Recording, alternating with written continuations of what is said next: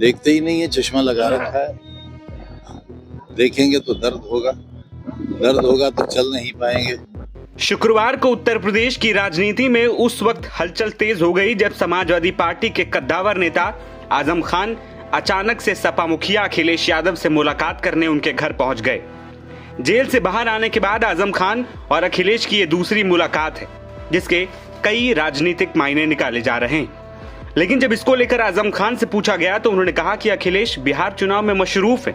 मैं अपनी दास्तान लेकर उनके पास गया था, अपना दर्द बयां किया, मुझ पर जो गुजरी है वो बताने आया था।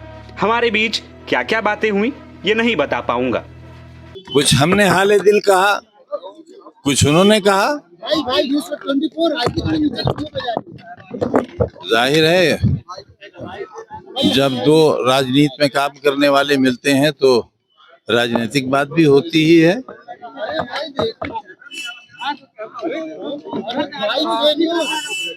अब मुझे आप इजाजत दें तो मैं चला जाऊं। आज मुलाकात हुई है, दूसरे फेज का बिहार में चुनाव है, क्या उस चुनाव में आप जाएंगे? अरे भाई यार। जाना चाहता हूं, असुरक्षित नहीं जाना चाहता, जंगल राज में नहीं जाना चाहता। आज वंदे मातरम को लेकर के एक स्पीच की है, उसमें साफ तौर से विपक्ष पर निशाना साधा है, क्योंकि उन्होंने कहा वंदे भारत को जिस तरीके से लगातार एक देश के भक्ति में है, लेकिन अगर बात की जाए तो विपक्ष इसको लगातार पीछे ले जा रहा है।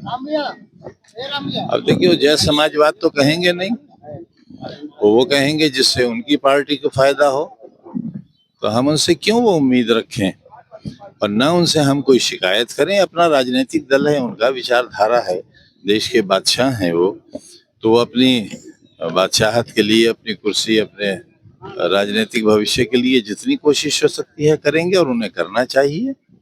जब अखाड़े में पहलवान उतरते हैं तो हर पहलवान जीतने के लिए उतरता है।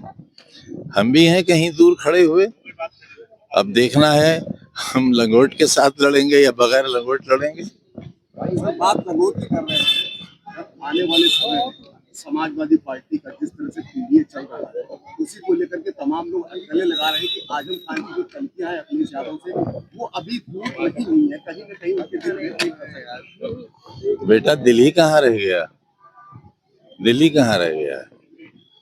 अगर कभी सुन लोगे तो आपके कई बंधु रोते हुए बाहर निकले हैं मेरे ड्राइंग रूम से और सड़क पर जाकर भी रोते रहे हैं। आप सुन नहीं पाओगे। कहाँ बगैर दिल के काम कर रहे हैं अब तो हम। कहा ये भी जा रहा है कि शायद इलाज कराने के लिए बोला गया कि आप लखनऊ कराइए, तो शायद आपने उसको लेकर के कहा था कि मैं रहूंगा था। हाँ, तो लेकर के भी कुछ बातें कहाँ है। चर्चा हुई है। मेरे पास देखिए, मेरी सैलरी पेंशन के अच्छे खासे पैसे हैं, करोड़ों में है। मेरी बीवी क्योंकि एसोसिएट प्रोफेसर से रिटायर हुई हैं और मुझ पर एक मुकदमा ये भी है, जब मैं चौथी बार मिनिस्टर था, जेड श्रेणी की सुरक्षा थी और मेरी बीवी उस वक्त एसोसिएट प्रोफेसर थी और हम दोनों ने एक शराब की दुकान लूटी थी। देखिए हमारे कारनामे तो देखिए आप, हम दोनों ने मिलकर एक शराब की दुकान लूटी थी और बोतलों के अलावा 16,900 रुपया गल्ले से भी लूटा था। तो हम तो गिनीज बुक में भी पता नहीं हमें कहाँ जगह मिलेगी। जब हमारा इतिहास लिखा जाएगा तो उसमें भी हम सजा के मुंतजर हैं।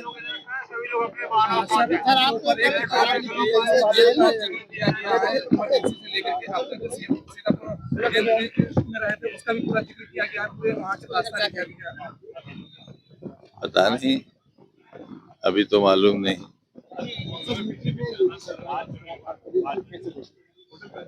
देखते ही नहीं है, चश्मा लगा रखा है। देखेंगे तो दर्द होगा तो चल नहीं पाएंगे।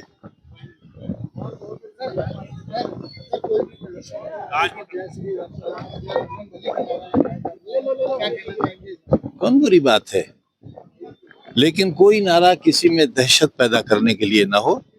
ये तो मैंने 20 बरस पहले कहा था कि अगर किसी मुसलमान मोहल्ले से नाराए तकबीर अल्लाह अकबर कहा जाए इसलिए कि बराबर हिंदू मोहल्ले के बच्चे सोते हुए सहम जाएं और उठ जाएं, तो ये नारा इस्लाम का नारा नहीं होगा। ठीक उसी तरह अगर हर हर महादेव का नारा इसलिए लगे कि मुसलमान दहशतज़दा हो जाएं, तो भी सही नहीं होगा। सर, इस तरीके से लगातार नारेबाजियां चल रही, नारेबाजियों को लेकर के स्वामी प्रसाद मौर्य जी ने एक बयान दिया था जिसमें उन्होंने कहा था कि लोगों को लाइसेंस मिल गया है दंगा करने के बाद जय श्री राम की नारेबाजी करने का। अब उनकी बात का तो जवाब मुझसे न लीजिए आप, तो अच्छा है, हमारे मित्र हैं और हम चाहते हैं कि वो शुभ शुभ बोला करें, और आजकल बोल रहे हैं शुभ, आप अगर सुनते नहीं है तो आपकी गलती है। अब पता नहीं किन हालात में क्या कह दिया होगा। आप इस वक्त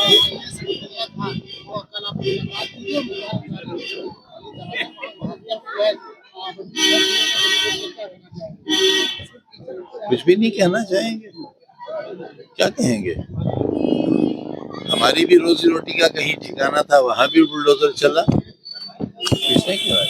2027 के चुनाव को लेकर के अखिलेश यादव लगातार पीडीए को लेकर के सक्रिय है।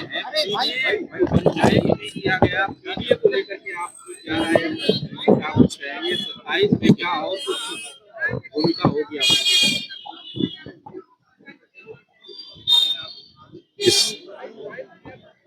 मैं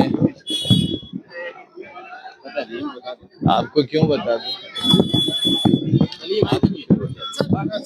जानता हूँ आप चाहते हैं बदलाव आए, वह इतना कह सकता हूँ कि हम उसमें हिस्सेदार हैं, मजबूत हिस्सेदार।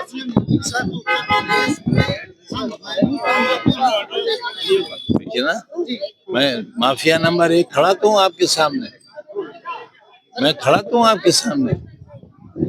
अब मुझसे बड़ा माफिया कौन है? मैं खड़ा तो हूँ आपके सामने, मैं तो मिसाल हूँ, और मेरे बाद सदियों मिसालें दी जाएंगी। लोग हमारे किस्से कहानियों की तरह सुनाया करेंगे, आपके बच्चे अपने बच्चों को सुनाया करेंगे और बताएंगे कैसा दौर भी हिंदुस्तान में आया था। इसी बीच सपा मुखिया अखिलेश यादव ने मुलाकात के बाद एक्स पर भावुक पोस्ट किया। उन्होंने लिखा, न जाने कितनी यादें संग ले आए जब वो आज हमारे घर आए। ये जो मेल मिलाप है, यही हमारी साझा विरासत है। आपको बता दें कि ये मुलाकात करीब 30 मिनट चली। दोनों नेताओं ने साथ नाश्ता किया।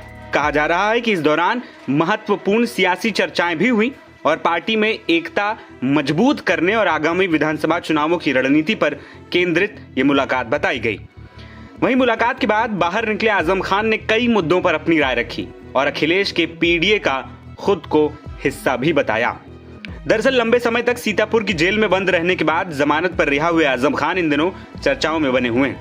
आजम खान को लेकर शुरुआत से ही कयासबाजी चल रही है। हालांकि अब तक आजम खान सभी कयासों को खारिज करते आए। 8 अक्टूबर को सपा मुखिया अखिलेश यादव रामपुर पहुंचे थे, जहां उन्होंने आजम खान से मुलाकात की। ये मुलाकात कई मायनों में अहम मानी जा रही थी, क्योंकि 9 अक्टूबर को बसपा सुप्रीमो मायावती की लखनऊ में रैली होनी थी। ऐसी चर्चाएं थी कि आजम खान मायावती की रैली में शामिल हो सकते हैं, लेकिन अखिलेश ने आजम से मुलाकात करके उन सभी चर्चाओं पर पानी फेर दिया था।